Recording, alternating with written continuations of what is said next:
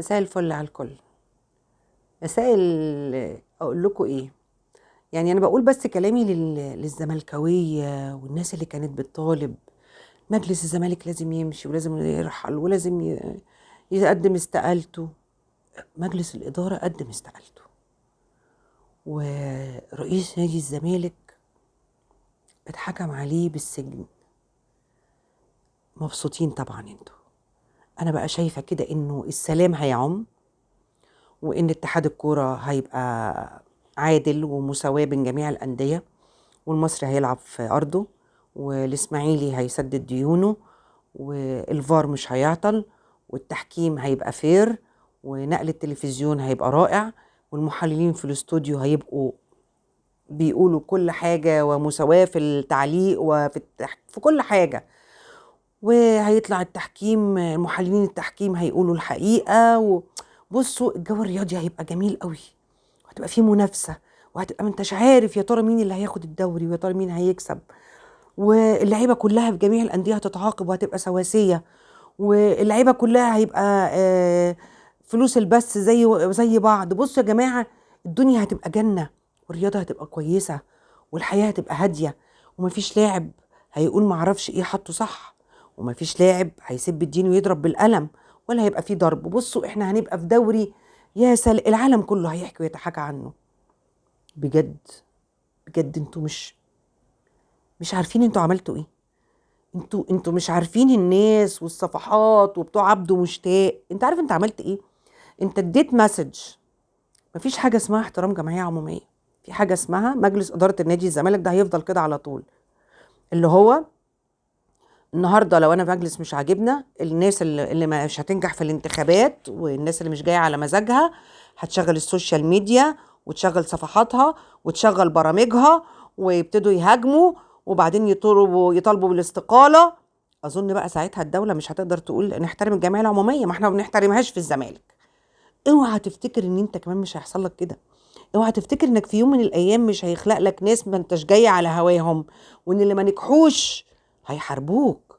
ما انت بقيت سهل وخلاص. صورت للدنيا كلها ان نادي الزمالك ورئيس نادي الزمالك بيدمروا الدنيا، ويا عيني اللي غلط والعيب، وتخيل هو اللي عامل العيب في كل الدنيا. هي الدنيا كلها كانت صح. مفيش ناس عندها مكالمات، ومفيش ناس اتهمت بانها خدت هدايا، ومفيش ناس لا، هو كان رئيس نادي الزمالك والله، هو اللي عامل مشاكل في مصر كلها. وهي دي هو ده يعني مجلس إدارة الزمالك، والزمالك عامل مشكلة في كل الناس. فالحمد لله السلام هيعم، والدنيا هتبقى جميلة ولطيفة.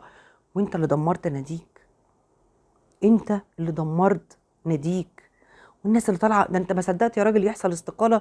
ناس طالعين في البرامج، انا مع احترامي، هو اللي طالع في البرنامج امبارح مع احمد موسى، حضرتك طالع تقول انا عندي افكار، واصل ممدوح عباس بيكلمني كل يوم، وابنه ايمن، وفلان مش عارف ايه.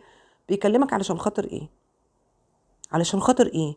عشان خاطر هانت ضغط بقى، ضغط الاعلام، وضغط البرامج، وضغط الصفحات والسوشيال ميديا. قربنا قربنا. هو مش حضرتك لما كنت موجود قلت على الناحية التانية السوق والعوام؟ هو مش حضرتك برضو اللي رئيس اتحاد اليد، وانت بتلعب في بطولة ما فكرش انه يقول لحضرتك اتفضل، وحضرتك رحت على حسابك؟ هو حضرتك مش برضو اللي نادي الزمالك لما خد الدوري اتهان ومعرفش ياخد الدرع واللعيبه اتعاقبت؟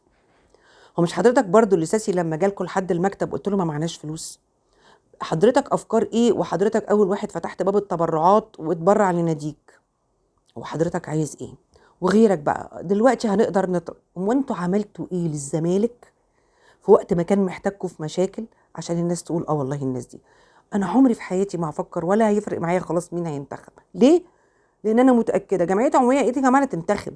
اللي هينجح هيقعد، اللي سقط هيحاربه. لا وسبحان الله، تخيل يا اخي البرامج، الولد اللي بيطلع في قناه النهار، واللي مش عارفه بيطلع في قناه ايه وفي قناه ايه، فجاه ما حدش بيتكلم على العروض بتاعت زيزو. الله، هو فين العروض اللي كانت كل يوم عرض زيزو؟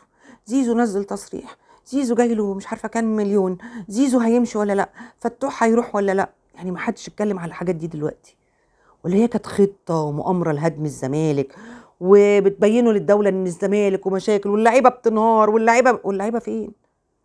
ما سمعناش حاجه عنهم ليه؟ البرامج دي ما بتتكلمش ليه؟ هي بس الحاجه الوحيده اللي ممكن يعني نستفاد منها ان احمد موسى هيرجع تاني يتكلم في السياسه، لانه كان طول الفتره اللي فاتت ما عندوش غير الزمالك وحرب مرتضى منصور.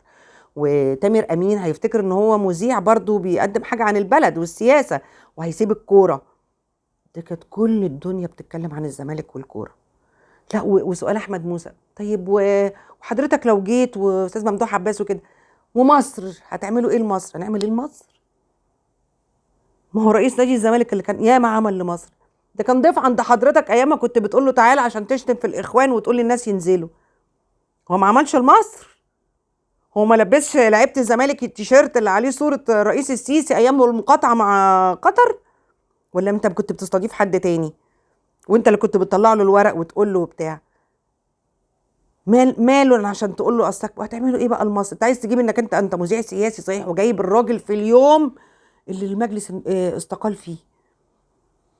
هو ده الاعلام، وهي دي كانت انا مش مصدقه ان في ناس تقدر تعمل كل ده وتصور الناس وتصور ان نادي الزمالك ده كان وقر لاعمال الشغب والارهاب، وانه كان سبب الازمه في الحياه الرياضيه. مش عايزين يعترفوا ان احنا عندنا دوري فاشل، مش عايزين يعترفوا ان احنا ما عندناش مساواه في حقوق البث، ما عندناش مساواه ان ما فيش انديه شعبيه اصلا عندها موارد وما بيعرفوش يجيبوا حتى صفقات ولا فلوس، لازم يبقى رجل اعمال يعني اللي يصرف. ما فيش كلام عن نادي تاني ما شاء الله الملايين ما حدش بيتكلم. هو الزمالك، هو الزمالك. بس هرجع واقول انتم اهنتوا كرامه الزمالك لبعض الصفحات الزملكاويه والناس اللي عايزه تترشح، لان انت لو كنت فعلا بتحترم الزمالك كنت احترمت الجمعيه العموميه واستنيت لما ترشح نفسك في الانتخابات، وما تحاربش وما تحاولش تبين ان الجمعيه العموميه ملهاش اصوات.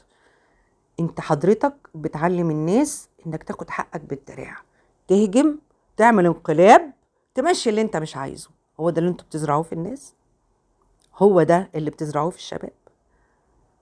اهجم واشتغل سوشيال ميديا واشتغل اعلام واشتغل برامج واشتغل كذا واشتغل كذا، وفي الاخر هنعمل اللي انت عايزه. سيبك من انتخابات وسيبك من صوت ناس وسيبك من جمعيه عموميه. انا مش هقول غير لك الله يا زمالك. وفعلا عايزه اقول لكم حاجه، كل اللي انتقد وكل اللي هاجم وكل اللي عمل كده اوعى تفتكر ان مش هيحصل لك حاجه. والناس اللي شمتانه وبتشمت ما بتدومش لحد، ما بتدومش لحد يعني. وخد بالك بقى دلوقتي انت لما هتيجي الزمالك اوعى تفتح بقك، اوعى تفتح بقك. يعني لو فتحت بقك هتلاقي 100 قضيه سب وقذف. ما هو ده اللي احنا عايشين فيه.